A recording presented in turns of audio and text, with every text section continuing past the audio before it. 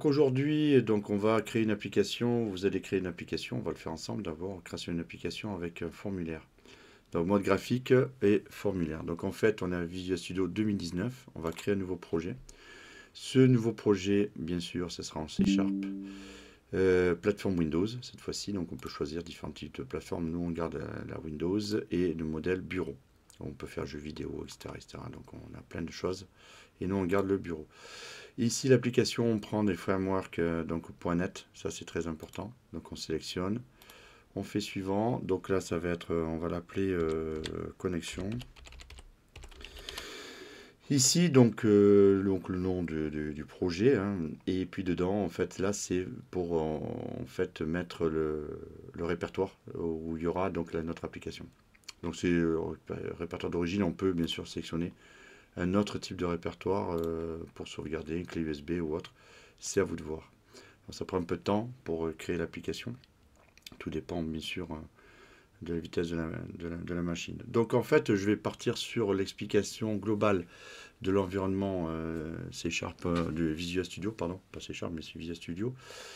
Vite fait, donc on a là, ici, on est sur l'événement de travail, l'environnement de travail, donc le formulaire de base, le premier formulaire. On peut modifier sa hauteur, sa taille ici avec graphiquement. On peut aussi le faire avec ses propriétés. Ça tombe bien parce que justement, chaque objet qu'on va mettre au niveau du formulaire ou le formulaire lui-même, chaque objet qu'il y a pour le développement, on va pouvoir jouer sur ses propriétés. Donc c'est quand même assez conséquent. Ici, on verra le fond, on verra la forme, etc., etc. On verra la couleur, on verra l'image. Voilà. Voilà. Donc, sur le formulaire, on peut y mettre donc une boîte. On a une boîte à outils pour y mettre des éléments. Donc, ça peut être un groupe box, ça peut être un label, un bouton radio, etc., etc. On y reviendra dessus, bien sûr. C'est le but. Hein. Et normalement, la boîte à outils, elle est complètement à gauche, ici, au niveau des onglets présentation. Et moi, je l'ai sorti de manière, donc c'est modulable. Hein, vous voyez comment vous allez développer votre application. Et ici, donc, il y a quelque chose qui est très important. Ici, c'est l'explorateur de solutions, parce que quand vous allez avoir des applications un peu plus importantes, elles ne pourront plus s'afficher au niveau des onglets. Comme vous voyez ici, je reviens sur la gauche, là, forme 1.design, ici. Donc, on le retrouve ici, d'accord, design, et on a forme 1, donc ici, forme 1 design, ici. Voilà. Et qu'est-ce que je veux dire? On peut retrouver donc plus facilement nos différents formulaires pour travailler.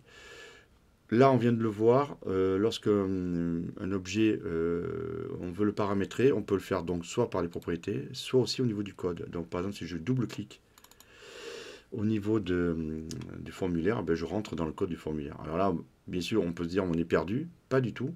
On revient ici au niveau de l'onglet en haut et de l'écran et on va retrouver notre formulaire. Ça, c'est la base.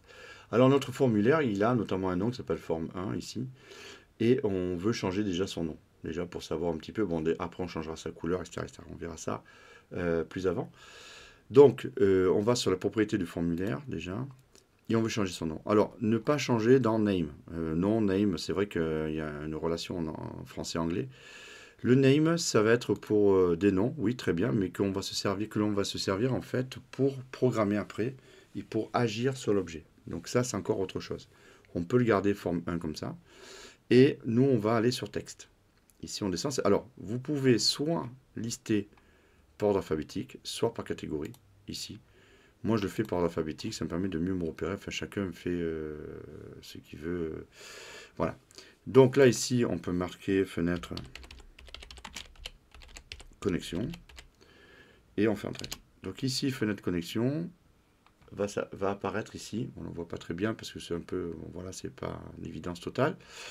Ici, donc, ça vous donne un nom de la fenêtre qui apparaîtra lors de, alors là, voilà, donc lors de l'exécution de notre programme. Ensuite, on peut jouer sur la couleur du fond. Donc, on est sur le background ici.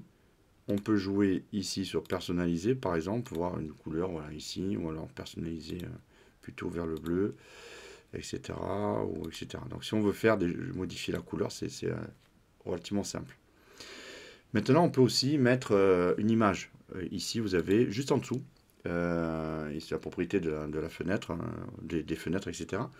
On peut mettre des images. Alors, je ne vais pas vous citer des sites où on peut récupérer des photos, etc., des images, parce qu'il y en a plein, d'accord. Et donc, moi, je suis allé, j'ai cliqué sur les trois petits points.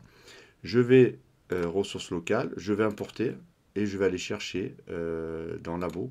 Alors, moi, c'est un répertoire que j'ai créé exprès pour travailler, et notamment images. Et j'ai mon image de fond, d'accord, que j'ai téléchargée de base, voilà.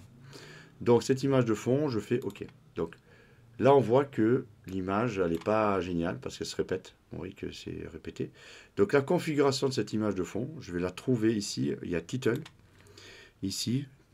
Et on va, non pas Tile, pardon, pas non Title, c'est Tile, pardon.